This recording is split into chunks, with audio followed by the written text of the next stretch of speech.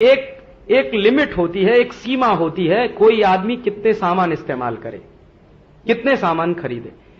एक आदमी एक दिन में 2 जोड़ी कपड़े पहन सकता है, 100 जोड़ी तो नहीं पहन सकता।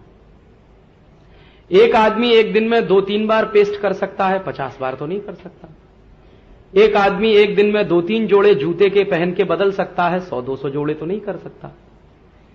एक आदमी एक दिन में एक ही बिस्तर पे तो सो सकता है, 2-5 बिस्तर पे तो नहीं सो सकता। ऐसा तो नहीं होता कि हाथ एक बिस्तर पे, दूसरा हाथ दूसरे बिस्तर पे।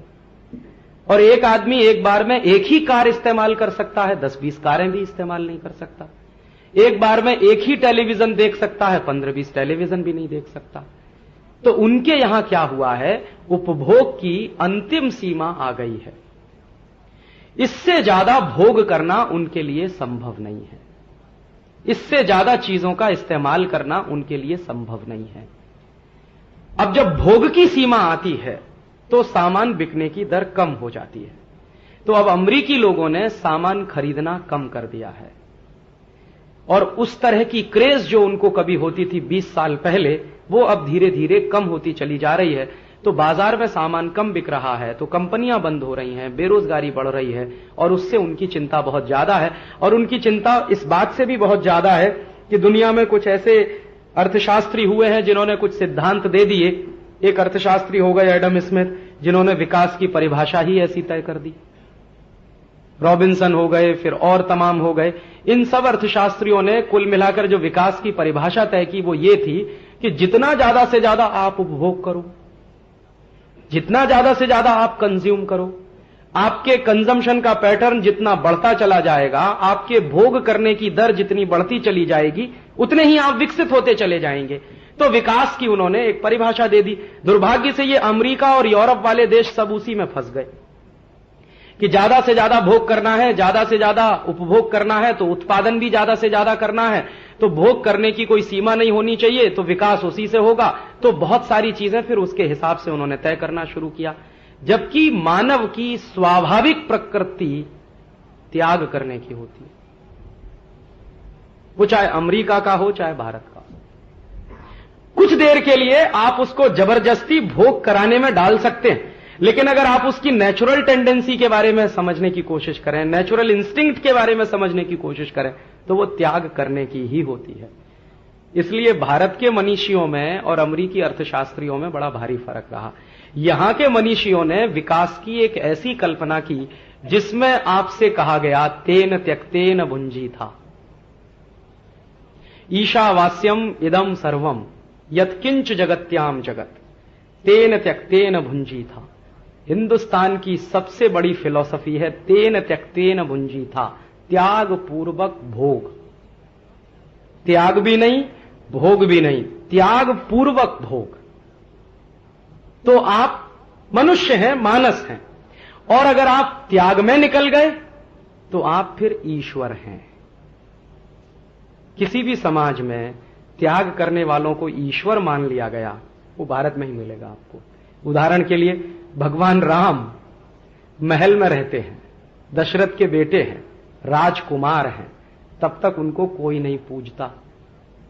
जब महल छोड़ दिया, राजकुमारी छोड़ दी, सब कुछ ऐशो आराम छोड़ दिया और 14 साल तपस्या करने के लिए चले गए, तो मर्यादा पुरुषोत्तम हो गए। तो हम तो मर्यादा पुरुषोत्तम की पूजा करते हैं ना, राजकुमार राम की पूजा तो कोई नहीं करता इस देश में। या महात्मा बुद्ध जब अपने ऐशो आराम छोड़कर साधना के पथ पर निकले, उन्हीं गौतम बुद्ध की पूजा की जाती है ना, उसके पहले वाले की तो कोई नहीं करता। या महावीर स्वामी सब कुछ छोड़ा, ऐशो आराम छोड़ा, महल छोड़ा, सब कुछ छोड़ दिया, साधना की, तो तीर्थंकर हो गए, ईश्वर मान लिए गए। माने हिंदुस्तान में जो जितना ज्यादा त्याग करे वो उतना ही ऊंचा, माने जो जितना त्याग करे वो उतना ही विकसित, और विकास के उस चरम पर कि हम सब उसके सामने झुकना शुरू कर दें। हमारे देश में आप और हम सब साधु संतों के सामने झुकते हैं तो उनके त्याग के कारण। भोग में नहीं झुकता है कोई भी आदमी, तो भोग में झुकने का संभव भी नहीं है। तो यहां तो त्याग आधारित विकास रहा, और वहां तो भोग आधारित विकास रहा। त्याग आधारित विकास लंबे समय तक चलता है। 2000 साल चलेगा, 5000 साल चलेगा, 10,000 साल चलेगा, 25,000 साल भी चल सकता है, 1-8 लाख वर्ष तक भी चल सकता है, क्योंकि सस्टेनेबल होता है। भोग आधारित विकास तो 50 साल में ही खड्डे में पहुंच जाता है, क्योंकि लगातार भोग करते करते आदमी एक ऐसी सीमा पर पहुंचता है कि वहां फिर पशु में और उसमें कोई फर्क नहीं दिखाई देता, और फिर उसके जीवन का वो आखिरी हिस्सा होता है। और हम त्यागमय हैं, ये प्रकृति भी है हमारी। जैसे मैं कभी किसी आदमी से कहता हूं, कुछ लोग जो अमेरिकन हो गए हैं, बहुत दिमाग से वेस्टर्न हो गए, मेरे बहुत दोस्त हैं, मेरे साथ पढ़ते थे, दिमाग से अमेरिकन हो गए, शरीर से हिंदुस्तानी दिखते हैं, मुझसे अक्सर बहस करते हैं, कहते हैं क्या फालतू की बात करते हो, क्योंकि उन्होंने कीन्स पढ़ा है, एडम स्मिथ पढ़ा है, रॉबिन्सन को पढ़ा है, मैंने तेन तक तेन भुंजी था पढ़ा। तो मैं कहता हूं भाई कि त्याग आधारित ही विकास दुनिया में चल सकता है, वो ही सस्टेनेबल हो सकता है। वो कहते हैं कि तब फिर डेवलपमेंट कैसे होगा? मैंने कहा डेवलपमेंट भी उसी में होगा, उसी के आधार पर होगा। कहने लगा नहीं नहीं तुम्हारी बात फालतू की है। तो मेरा एक दोस्त है, आजकल मैसाचुसेट में है, एक बार मेरी उससे लंबी बहस हो गई, तो मैंने उससे एक ही सवाल पूछा कि अच्छा तुम ये बताओ कि अपने जीवन में तुम सिर्फ भोग ही भोग करते रहो, त्याग नहीं करोगे तो तुम मर जाओगे। कहने लगा वो कैसे?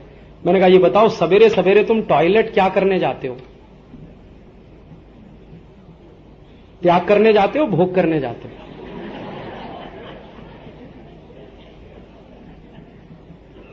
एग्जाम्पल मैंने बहुत क्रूड चुना है ताकि आपको समझ में जल्दी आए।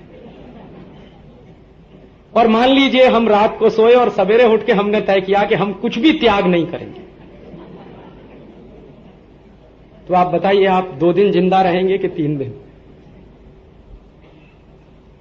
माने त्याग से ही चलता है आदमी, और ये एक स्वाभाविक प्रक्रिया है, इसमें सोचना नहीं पड़ता है। और जो स्वाभाविक प्रक्रिया के आधार पर आप कोई अगर पद्धति बनाए या विकास की दर तय करें या विकास के मानक तय करें, वो ज्यादा लंबे समय तक टिकता है। तो ये भारतीय समाज में टिकने की व्यवस्था बहुत सनातन है, क्योंकि हमारी संस्कृति ऐसी है। अमेरिकी समाज अब स्टैग्नेट कर रहा है, मार्केट भी स्टैग्नेट कर रहा है उनका, अब भोग की गुंजाइश नहीं रही है उनको, तो माल बिकता नहीं है। उसी माल को उन्हें बिकवाना है या तो चीन में, या तो भारत में, या तो इंडोनेशिया में, या तो मलेशिया में, या तो साउथ कोरिया में, या तो कहीं और देशों में।